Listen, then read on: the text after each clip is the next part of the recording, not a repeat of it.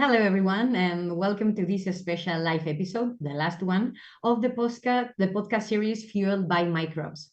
We are closing the Micro for Biogas project funded under Horizon 2020 with a roundtable named A Guide for Energy Independence from Local Innovation to European Policy.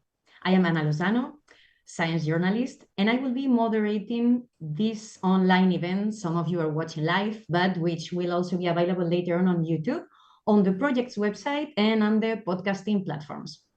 Before introducing the topic, please let me introduce the three participants of the roundtable. Mutaz Ajami, he is municipal engineer at the general manager. He is municipal engineering and general manager of Aras de los Olmos, electricity distribution utility. He's directing all technical operations, including the town's biogas pilot plant. Welcome, Mutaz. Thank you. Carlos Roldán, he's energy engineer and professor at the Polytechnic University of Valencia, holding a PhD in industrial engineering. He is currently the secretary of this University Institute for Energy Engineering Research. He's been working on energy modeling and integration of renewable energies in Aras de los Olmos, and is deeply involved in the scientific aspects of the project, given his wide range of research interests, which include the development of innovative solutions for rural electrification and energy independence. Welcome, Carlos. Thank you so much. It's a pleasure to be here with you. And Zorica Ubiparip, she's technical and project officer at the European Biogas Association, and she holds a PhD in bioscience engineering, so she has a strong background in using microbes towards the sustainable manufacturing of valuable products. She's also a former member of the Micro for Biogas Consortium. For 2 years, she worked on exploitation and valorization of project results, which includes market research, business planning, or exploitation workshops. And she has extensive experience in the European research and innovation landscape, particularly within industrial biotech. So she brings a unique combination of research expertise and strategic insight into the table, bridging scientific innovation with real-world application. Welcome, Zorica. Thank you. It's a pleasure to be here. Well, thank you all three for being here to discuss how energy independence is not only possible, but already underway in the frame of this 4-year project, Micro for Biogas, which has come to its end. Just as a quick reminder of what the project is about, Micro for Biogas aimed at boosting biogas production from within by understanding, optimizing, and applying microbiological solutions in biogas plants, which is known as bioaugmentation. As you have learned on previous episodes of this podcast, which I highly recommend if you haven't listened to it yet, the project has brought together researchers, engineers, and local actors to improve the sustainability and efficiency of anaerobic digestion, which is the process by which this type of gas is produced.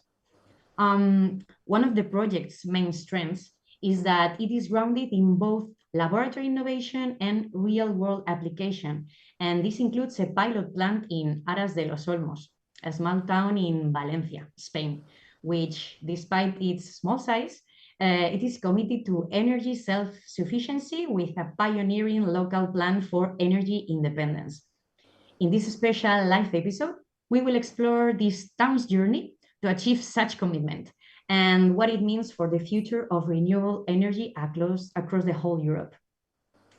This episode is also special because while previous ones have focused on the technical and scientific aspects of this project, today we want to go beyond and highlight the real impact of the research at a local scale and discuss with our three panelists about the feasibility and the value of pursuing energy independence at a local level.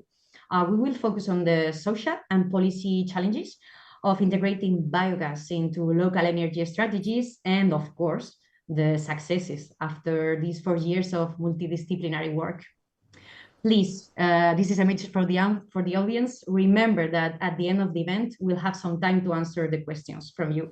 So for those who are watching us on YouTube, you can leave your questions there at any time during the event, and we will go through them once we've finished the roundtable, okay? So let's start with some questions I've prepared for the three of you. because you represent different profiles, different roles within the project and at different stages of it as well. Also with different expertise that will allow today to cover not only the technical, as I said before, but also the social and the policy aspects that Micro for Biogas aimed to tackle. I think it's important to highlight that this project wouldn't have been possible without the local administration of Aras de los Olmos among the partners. It is the city hall of a town that is seeking energy independence, which would be a pioneering achievement in Spain, apart from the unique case of El Hierro Island, if I'm not mistaken. Aras de los Olmos' involvement and support have been key, and I would like the three of you to give us your perspective on this local experience. So let's start with Mutaz, because you are the on-site engineer of the pilot plant and have been leading it in town through these years. Deploying a plant in a town of just 400 inhabitants must be challenging from a technical perspective regarding where to install it or how to manage the local resources to ensure enough waste to feed the plant every day. So I guess you must have been working quite closely with the administration and must have also witnessed the creation of the renewable energy community to ensure the energy sovereignty of the citizens and the city hall. Mutaz, what can you tell us about all this experience from the inside? Yeah, thank you. It's a great question. Aras Los Olmos is kind of peculiar case. We always was in the end of the grid, and that give us historically a lot of problems. And for that reason, we just think out of the books and want to find a solution. The solution was having our own energy. It's a small town, but it's have important economical impact, that kind of the instability of energy. It was really strangling the small businesses of the town and giving people really hard time. There is a lot of old people that use oxygen, and they need electricity all the time, and kind of the situation was really critical. In 2017, there was the electricity went out about 40 hours, and it was really very complicated situation. No electricity, no communication, because the towers need the power to work, and almost without water, because even pump of water need electricity. It was kind of something not usual for Europe. It's something could happen in third world, but not in Spain. So that make us go to the university, the Polytechnic University of Valencia, and ask them for help to design our unique project based on renewable energy.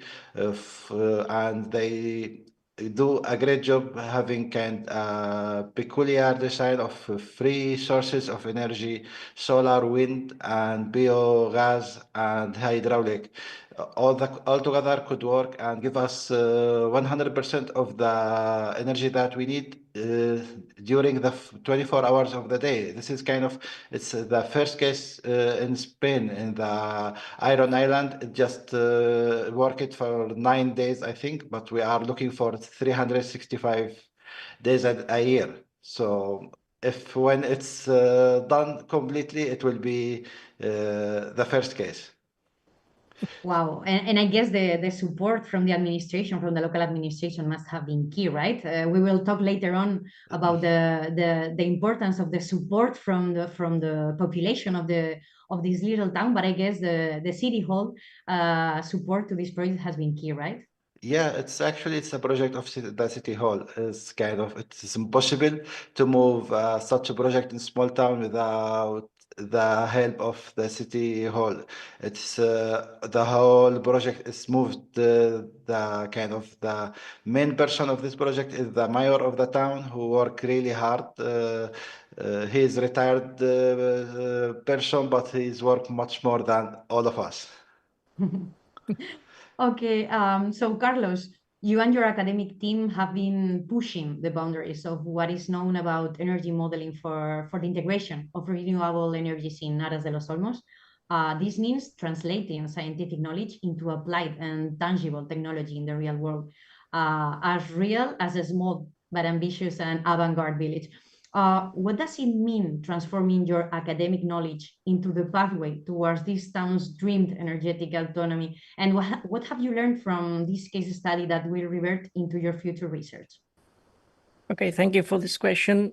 Obviously, as you can imagine, for academics, professors, and so on, it's crucial to bring something into life because we explain things in the blackboard, but they remain in the minds of people. So we are very proud and very happy to start seeing things that are becoming real in the past years. This town, this village has a very specific situation that we will discuss later. But you have to take into account that we started designing all these energy metrics back into 2016, if I'm not wrong. And we are now in 2025 and still moving forward. So it takes a long time to bring this into reality. But obviously, for all the professors involved, I'm not the only one in my research group. This is a very successful project and a very successful research. As you asked about things we have learned, I could be all day long talking about things we have learned. We have found many inconvenience, many problems that we have been solving, and all of them will be useful for the future. So obviously, this is the first case we face with such a big challenge. But in the future, it is replicable, as we will see later. There are many things that we can redo in future cases, and especially to avoid all these small problems of designing a small piece or a small part of the whole project.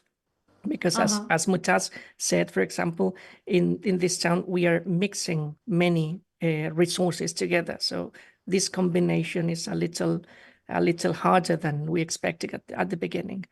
Mm-hmm. And what a great chance now to put into practice what you've learned into academia. Sometimes there's like this wall between one world and the other, but this mixture and the opportunity, I guess it's going to be really helpful for your future research. Exactly. Not only for the amount of data that we have been treating, but also all the steps, the administrative processes, and so on. We have learned many things from back to nine years ago. Nice. Zorica, you have a unique and broad view of the biogas market in Europe. You know the research behind it, but also the regulatory framework, what exists and what needs to be developed, especially in those countries like Spain, where biogas is not as firmly implemented and regulated as in other countries like Germany, for example, right? This is also a reason why this project is being groundbreaking, not only at local level, but also at national and European level, because it is a real example of feasibility and social acceptance, which might have pushed forward the regulatory limitations that still have at all those levels, right? What can you tell us about it? Yeah, that's also an amazing question. I mean, obviously, when you look at the European level, even if you're not the expert on the matter, it becomes very clear that there are countries who are leaders, like Mutaz already mentioned, Germany. And then there are European countries that are still catching up when it comes to renewable energy sources in general. I think Micro for Biogas has been, let's say, a revolutionary project in this regard, and not also by pushing the technology forward, but there is also an element of combining, for example, synthetic and natural microbial communities, and that's definitely futuristic. So I can imagine it will become a future somewhere along the line. But to go back, to how the project influenced this, let's say, landscape of renewable energies in Europe, it also kind of coincided with Repower Europe that basically happened in the middle of the project. And even more recently, there are developments linked with limiting dependence on fertilizers, not only on energy, And biogas as a very circular approach to start from animal manure to end up to biogas, and then you can digest it as a natural fertilizer is like a perfect fit. So I think things are definitely getting a momentum, and biogas has been on the front row, so to speak, of policy catching up, let's say, with the research. So I think, the sector is on the verge of booming, that's for sure. Mm-hmm. Well, as you all are seeing, there are plenty of take-home messages we can extract from this unique and real-life example of how to implement biogas for the energetic transition and autonomy of not just a village, which is already a great success, but of a European country where renewable energies are expanding quickly, mainly wind and more recently solar. But we know these two depend on the weather conditions, and we cannot control them that much. So that's a reason why others like hydroelectric or biogas itself are important as well, because we can control them at least for further extent, and we are improving this control thanks to projects like Micro for Biogas, no, by studying the role of microbes as well. But Zorica, which other reasons do we have as a society to consider biogas as an ally for the energetic transition and autonomy? And what's your view for the case of a village like Aras de los Olmos and from a broader perspective at European level? So when it comes to local communities, I will give an example that I recently discussed this topic with my parents. So, and my mother mentioned that in a village she grew up in a rural Serbia, there has been a man that actually powered his property, his farm, exclusively from biogas. I'm unsure even if this biogas plant back at the time was maybe self-designed, or the question is it even on the map? But that's an obvious, example of energy independence. And then compared to other alternative energy sources like wind and solar energy, it doesn't, production of biogas doesn't rely on the weather. That also means it can be stored, and it can make smaller but also bigger communities energy independent. And if we mentioned the recent blackout that happened with electricity in Spain, I think it becomes even more obvious why this could be important to have like a renewable green energy source that can be stored and that can actually enable energy independence now on local and on global level. And on global level, I noticed two streams. So one is kind of going into green transition, so it's environmental, and then we also have a geopolitical part where we have trying to make the Europe independent of other sources of fossil fuels, other countries, I think either way it's a good thing, right, for the biogas sector, and I don't expect this is gonna stop anytime soon. Mm-hmm. Yeah, Carlos.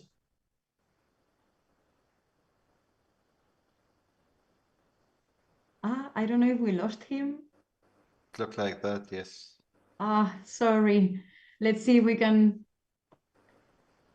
connect with him again.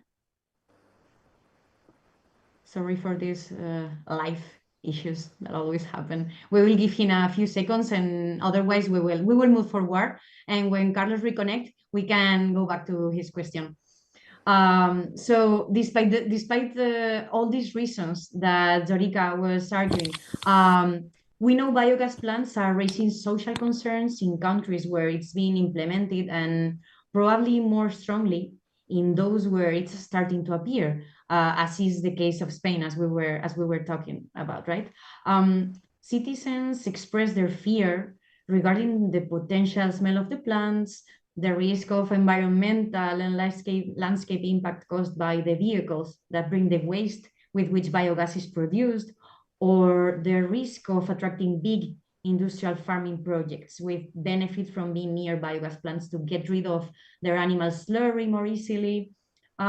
Despite the job opportunities and the contribution to the energy transition, the not in my backyard effect is pulling back some biogas projects in Spain.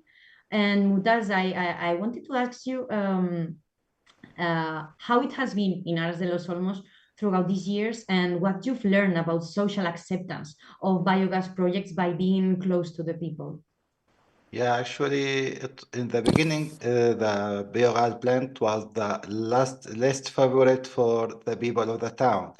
They kind of wanted to say that we are good with just solar and wind. We don't want this biogas plant, but for, as we said, it's really important for the storage, for the flexibility, because when the demand is changed quickly, we need something to cover this change in the demands. And it's also a manageable energy, while the other two is not manageable.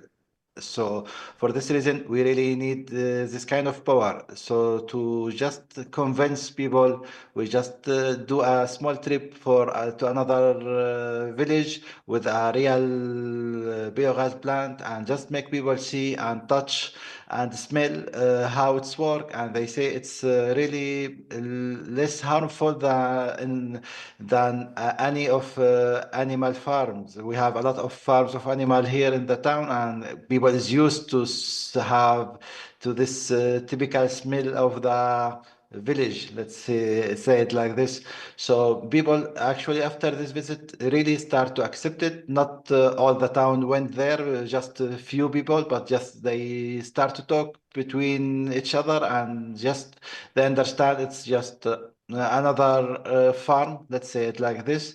And also the environment regulation in Spain, it's really hard one. So it's need to be far away from the citizen, at least 1 kilometer. And this is kind enough distance to just avoid any bad impact in the neighbors. So I think people just they are enemies to think that they don't really know about.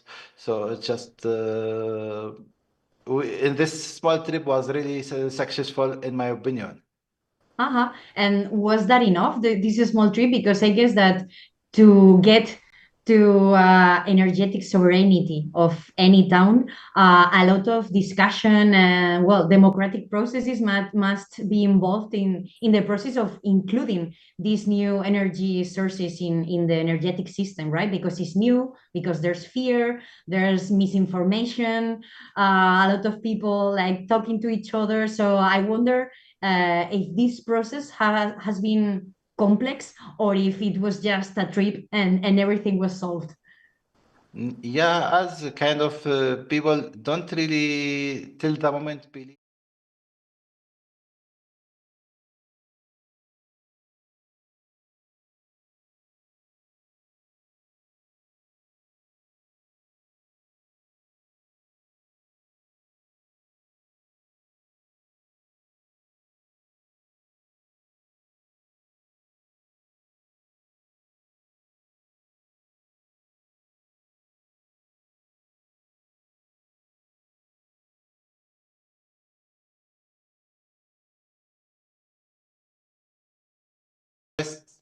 And it's kind of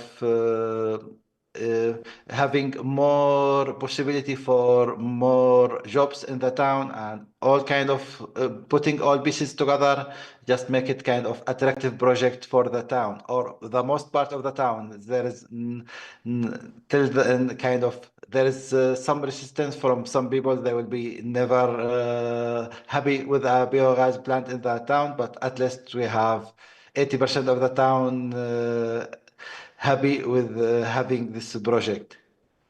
80% is already a good number. Yeah, I was thinking the same. It's a really good number. People are usually resistant to change, so that's an amazing number. Really, Zorica, do you see that it's a wide scale problem? This resistance, this general societal resistance.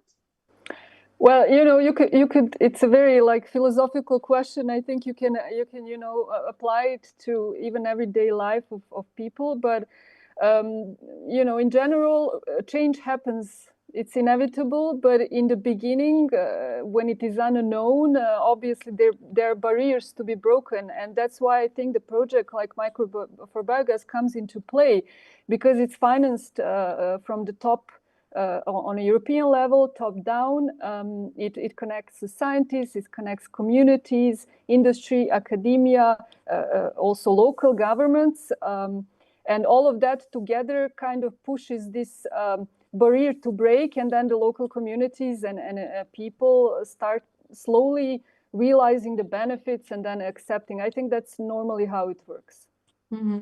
I wonder how interesting would be to open conversation between citizens from Germany, for example, where biogas is much more widespread than in Spain, right? Maybe talking to each other between equals, let's say, would also show new perspectives on the issue. Yeah, absolutely. I also think that. I mean, I think also governments play a big role if they recognize this, and then they can also from the top down promote a certain kind of renewable energy source or manner of doing a circular economy. But this is also something that is gaining its momentum in Europe. I imagine it's still yet to spread on all countries. Obviously, it's not going to go at the same level everywhere. But yeah, slowly and surely the wave is going forward. It's like a dominoes. That's how I typically see it. Once you pull the one and then others go. So it's only a question of time. Mm-hmm. Question of time. Yeah. So I wanted to move to a hot topic right now in Spain. And it's interesting because we're having some problems with Carlos, and actually what's happening is that they just had a small energy blackout in the university from which he was connecting to this live roundtable. And I said that is curious because I wanted to talk about this power blackout that we had on April 28th in Spain, less than a month ago. It was an almost complete power blackout, which lasted several hours. I hope it's not going to be the case for Carlos. We will continue with the two of you, if you don't mind, and we hope that Carlos will be able to join soon. We hope the power gets back soon. But well, we will continue.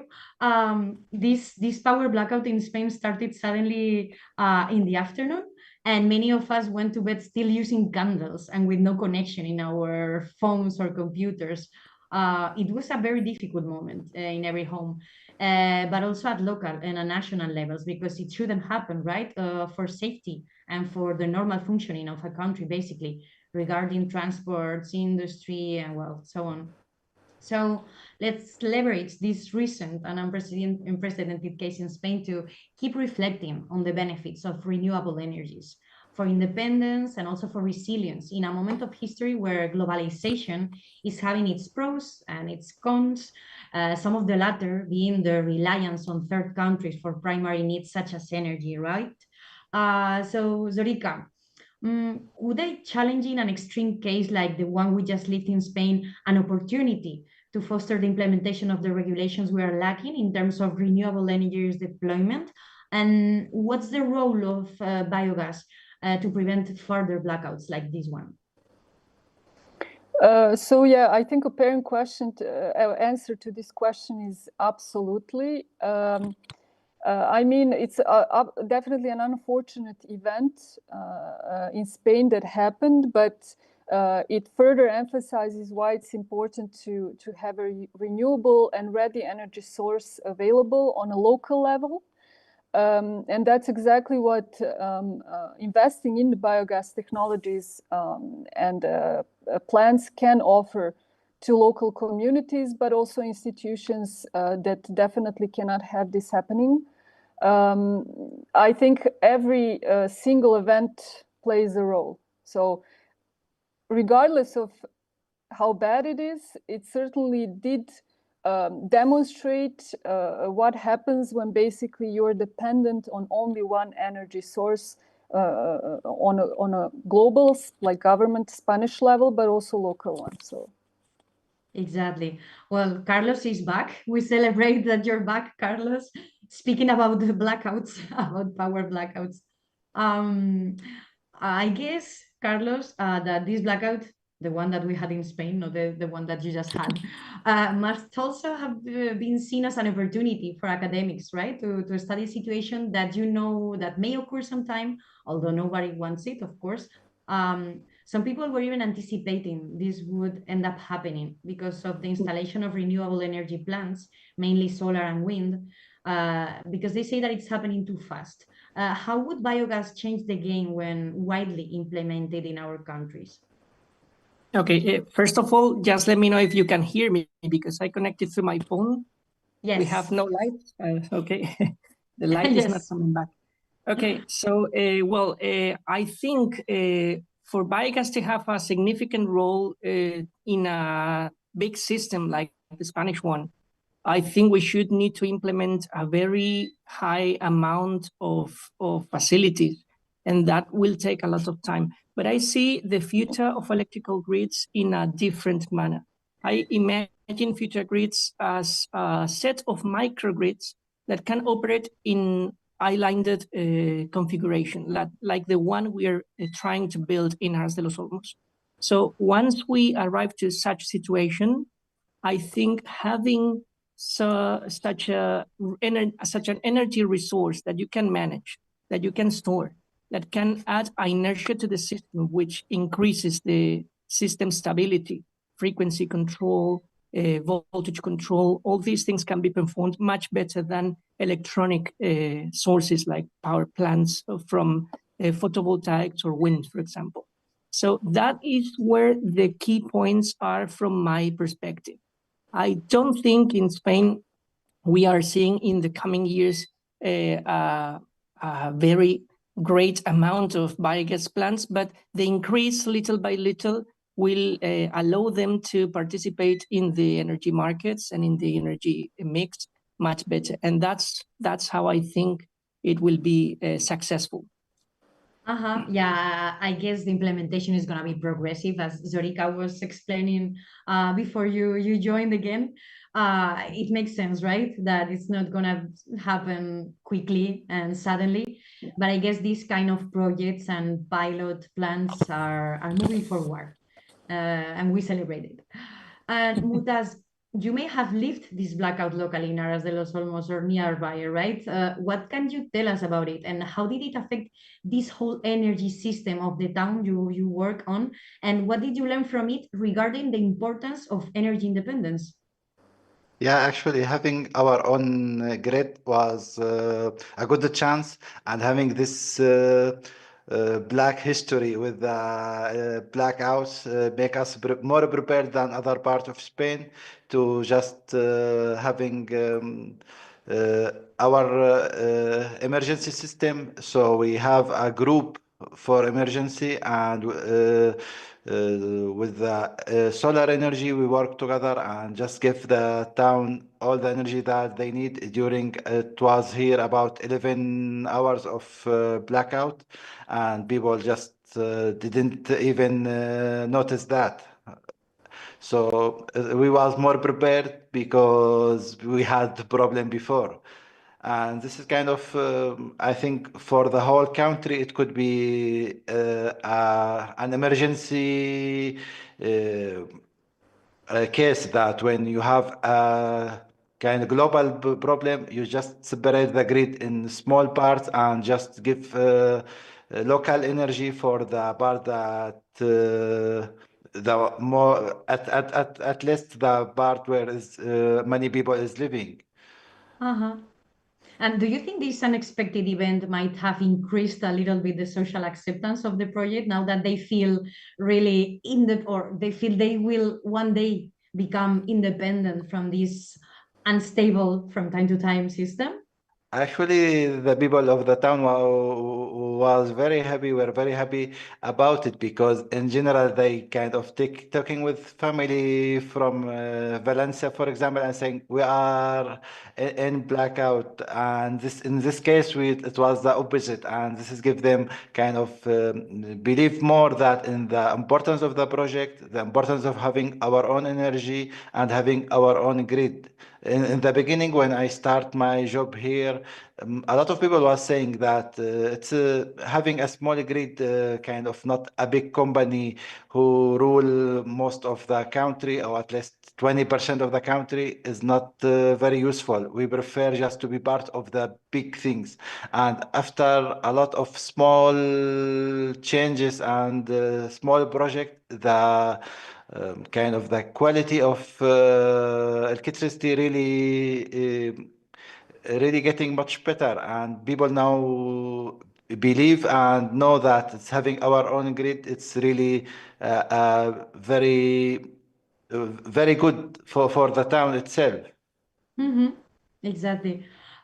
Carlos, I didn't want to jump into the questions from the audience, which we already have some, without asking you one last question that you were not able to answer it Okay. before. Because you've been focused on integrating renewable energies in this specific case of Aras de los Olmos, right? Let's remember to our audience that this village is especially suitable for having a biogas plant, given the local availability of waste that comes from farms and also from agriculture, and also because the local administration, as you said at the beginning, aims at becoming energy independent, right? So along the biogas plant, they are on their way to fully own solar, wind, and hydraulic plants as well. But we want this case study to serve to expand this resilience model beyond. What's the potential for replication this successful project in other villages?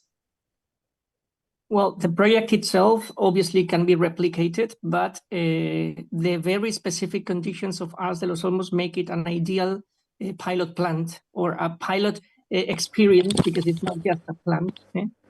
The main advantages that we found when the mayor came to the university to talk to us and to explain what they wanted and so on are the land availability that they have. So this can be replicated in all the rural areas, but it's not a case study to be replicated in big cities. It's not designed for that. So in those lands, it's easy to find places for example, PV panels, and especially in their cases, lights coming back. In their cases, they have some mountains, so they can install some wind turbines, and they have a very, very nice thing that is that there's a river very close to the town, and there's a big mountain close to the river, so they have more than 100 meters from the top, the hill of the mountain to the river. They can then make some hydropower stations to store energy. But when we started with this, we didn't know much more about biogas. So the mayor explained that he wanted us to study also that source. And in the end, we found that it's going to be crucial, because at the beginning, we thought about electrical batteries as a source of being a little independent. But with this new source, we have a great potential. And yes, I'm like, thank you. So with the case study, we have found many aspects that can be now transported to new cases. For example, all the ways in which we have modeled the elements can be exported. The way we have analyzed data from demand and so on. All the pilot elements, like the pilot plant that we built in Aras to make the test. And of course, all the results about bioaugmentation of this project and so on. So there's a great potential for replicability of this in several areas in Spain and in other countries. That's very good news. Thank you, Carlos. We have 5 minutes left, and there are some questions from the audience that I will transmit to you. Let's go to the first one, and they say, I wanted to ask to Carlos, whether the substations planned for this project are going to be installed in a ring configuration or in a radial arrangement. Okay, to answer this, I don't know if this question is for general public, but just to be clear, this is going to be designed in a radial configuration, but it's due to the small size that we have. A radial configuration means that the center of the city is in the middle, and we will have lines to go to one plant, another line to another plant, and so on.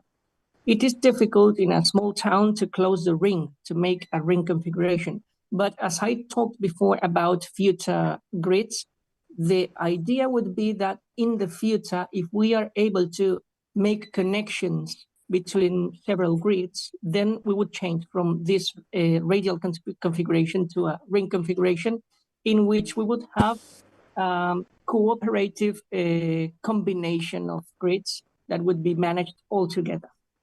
Okay, there was a second part of this question, so I will read it. For the operation of isolated or parallel networks, using grid-forming inverters provides sufficient reliability? Well, we have not been able to test them in our projects, but they are supposed to be able to create the wave of the electrical system.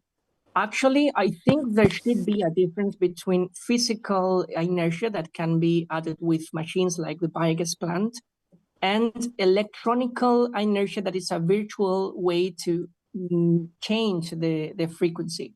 But they are supposed to make this frequency stable, and I cannot tell that that's not true. But I think the biogas adds a lot of big and nice, good impact in this project. Okay, there are some experts among the audience, as we are seeing. So next question is for Zorica. How do you see the role of biogas evolving over the next 10 years in the European Union's overall renewable energy mix? Yeah, that's a very good question. Well, the thing is, I pondered about it a lot while I worked within Micro for Biogas, but now at the European Biogas Association as well. It's a big question. I don't think neither a renewable energy source will kind of invalidate the other.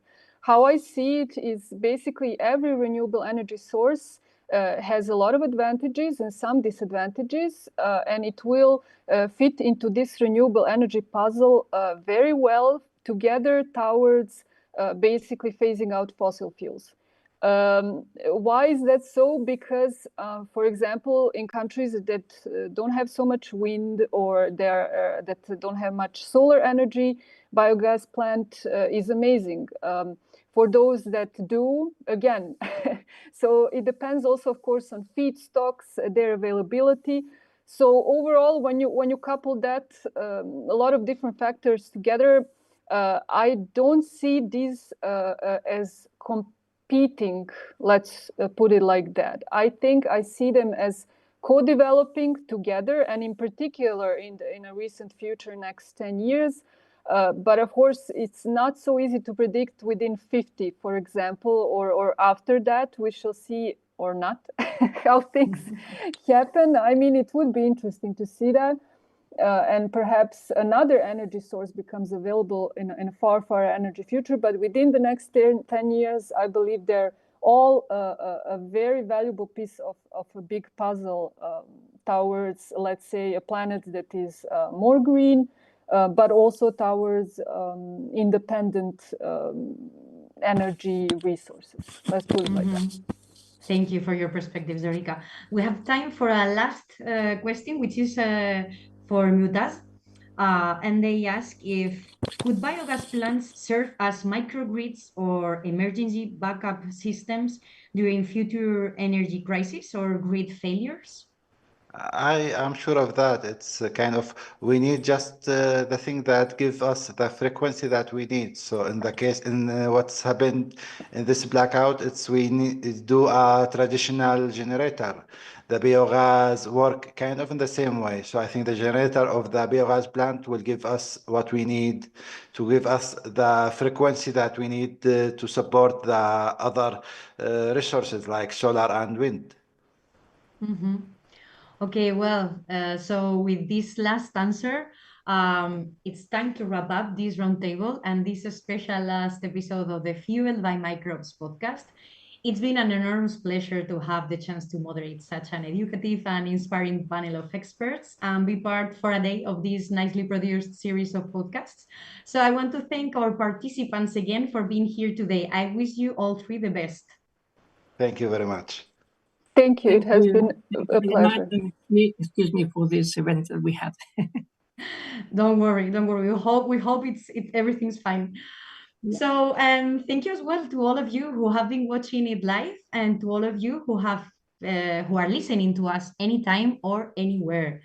Bye bye.